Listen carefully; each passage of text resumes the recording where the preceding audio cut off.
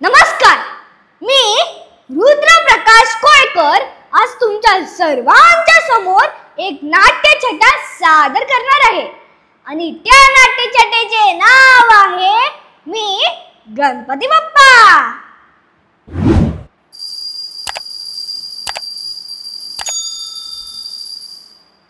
नमस्कार, हॅलो, हाय, सॉरी मी विसरलोच।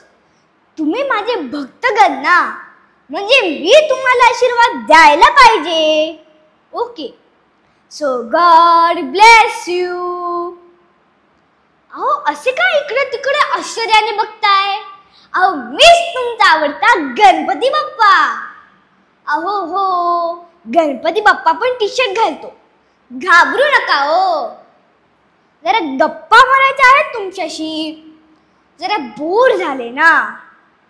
दरवर्षी तुम्ही बोलवता म्हणून या बुटलावर 10 दिवसांच्या टूर साठी म्हणून येतो।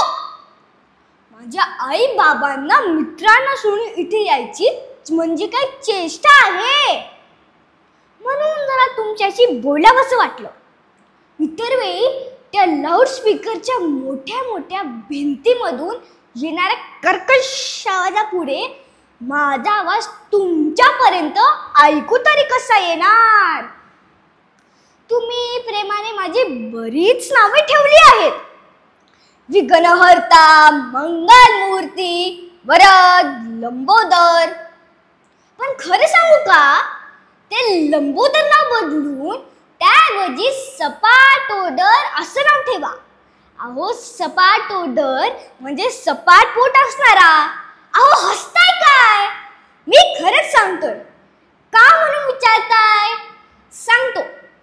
माझे पोट सपाट झाले आहे, त्याचे 3 कारण आहेत। पहिलं म्हणजे सध्याचे मोदक। अहो, ड्रायफ्रूट घालून खोबरं भरलेले मोदक आताशा लुप्तच झाले आहेत। अहो, त्या खोबऱ्यात ड्रायफ्रूट शोधत बसावे लागतात, ते पण दुर्बीण घेऊन। दुसरे कारण म्हणजे सध्याचे फॅट असणारे साखर विरहित मोदक। मला डायबिटीज नसतानाही तुमच्यामुळे माझे साखर खाणं बंद होतं। आणि सगळ्यात महत्त्वाचं म्हणजे तिसरं कारण, अहो, 21 मोदकांऐवजी 3 मोदकांचा नैवेद्य कसा बसा दाखवला जातो।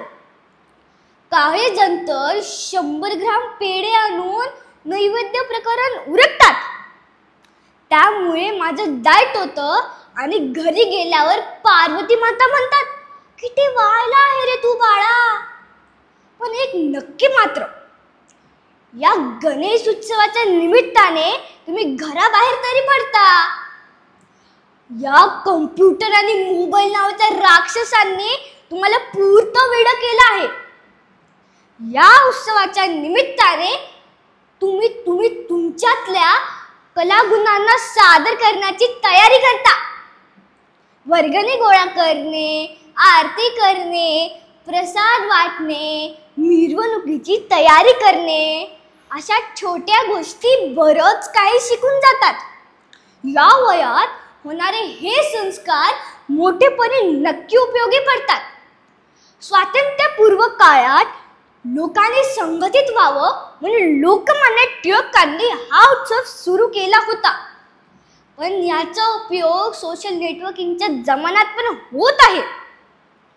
एकमेकांपासून दुरावलेली नाती, मित्रमैत्रिणी या निमित्ताने जवळ येतात। फक्त जोर जोरात गाणी लावणे, कसंही नाचतात, हे मला अजिबात आवडत नाही। मी तर 64 कलांचा देव आहे ना। मला कलांचा आस्वाद घ्यायला आवडतो, पण आपल्या संस्कृतीच्या मर्यादेत राहून। माझ्या मातीच्या मूर्ती बसवण्याची पद्धत चांगली आहे, त्यामुळे कारागिरांना व मूर्तिकारांना दरवर्षी काम मिळते, रोजगार मिळतो। पण काळाप्रमाणे आपणही बदलायला हवं ना। जल प्रदूषण, हवा प्रदूषण, आवाज प्रदूषण हे सगळे कमी करणे हे आपले काम नाही तर कर्तव्यच आहेत। 10 दिवसांनंतर मी खूप दमलेला असतो. मला पण घरी जायची, आईला भेटायची घाई झालेली असते. पण तुमची ती भली मोठी मिरवणूक याच्या आड येते. अहो 2 दिवस मिरवणूक चालते. काय हाल होते असतील माझे. मला भूक लागली असते, त्यात तो गुलाल, मोठे मोठे आवाज, जीव अगदी मेटाकुटीला येतो. असं वाटतं पुढच्या वर्षी येऊच नाही. पण कसलं काय, मी आपला पुन्हा हजर असतो, कारण मला माहिती आहे तुम्ही सगळेजण माझ्या आतुरतेने वाट बघत असणार, माझी स्वागतीची तयारी केली असणार.